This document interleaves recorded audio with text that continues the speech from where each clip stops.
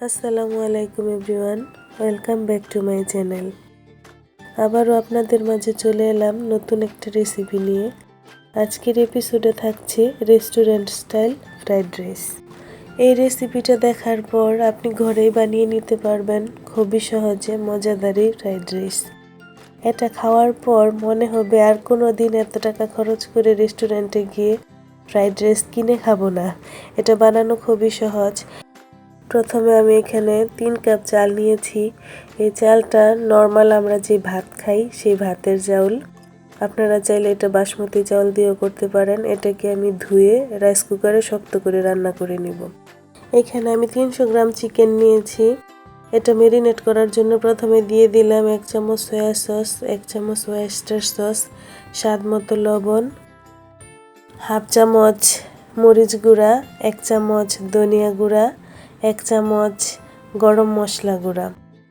এখন এর সাথে দিয়ে দিব 1 চামচ আদা বাটা ও 1 চামচ রসুন বাটা। এখন সবগুলো উপকরণ ভালো করে মেখে রেস্টে রেখে দিব 10 থেকে 15 মিনিটের জন্য।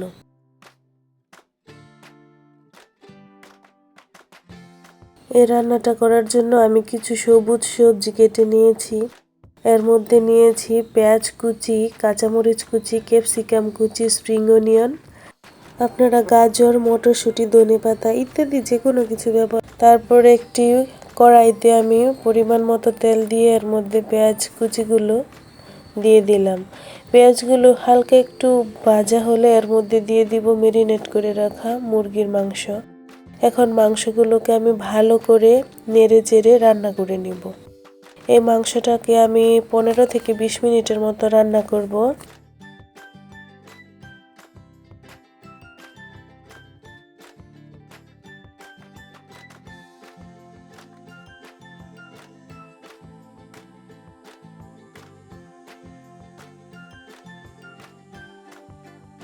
মাংসটা যখন পারফেক্টলি রান্না হয়ে যাবে তখন আমি এর মধ্যে দিয়ে দিলাম গোলমরিচের গুঁড়া। এ পর্যায়ে গোলমরিচের গুঁড়াটা দিলে এর ফ্লেভারটা অনেক সুন্দর হয়। এখন এর মধ্যে সাথে অ্যাড করলাম ক্যাপসিকাম কুচি এবং শক্ত করে রান্না করে রাখা ভাত। ভাতগুলোকে আমি একটু শক্ত শক্ত করে রান্না করেছি, কারণ এখানে আরও কিছুক্ষণ রান্না হবে। এখন সব কিছু একসাথে মিশিয়ে নিব।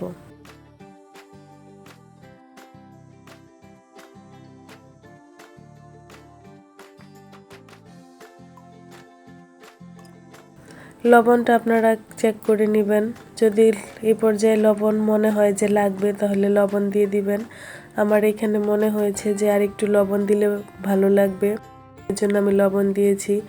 এখন একে একে সবগুলো সবজি আমি অ্যাড করব।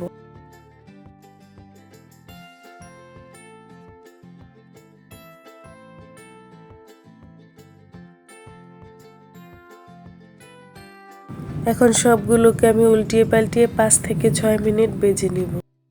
5 থেকে 6 মিনিট ভাজার পরে সবশেষে এখানে আমি প্রায় 3 চামচের মতো বাটার দিয়ে এটাকে ঢেকে রেখে দিব 10 মিনিটের জন্য।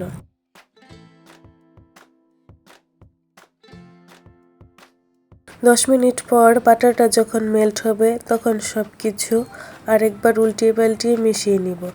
বাস এই তো রেডি হয়ে গেল আমাদের সেই রেস্টুরেন্ট স্টাইল ফ্রাইড রাইস।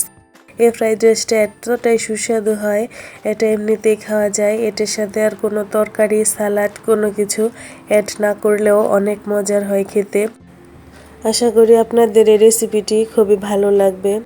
ভালো লাগলে লাইক, কমেন্ট ও শেয়ার করবেন এবং চ্যানেলটিকে এগিয়ে নেওয়ার জন্য সাবস্ক্রাইব করে পাশে থাকবেন।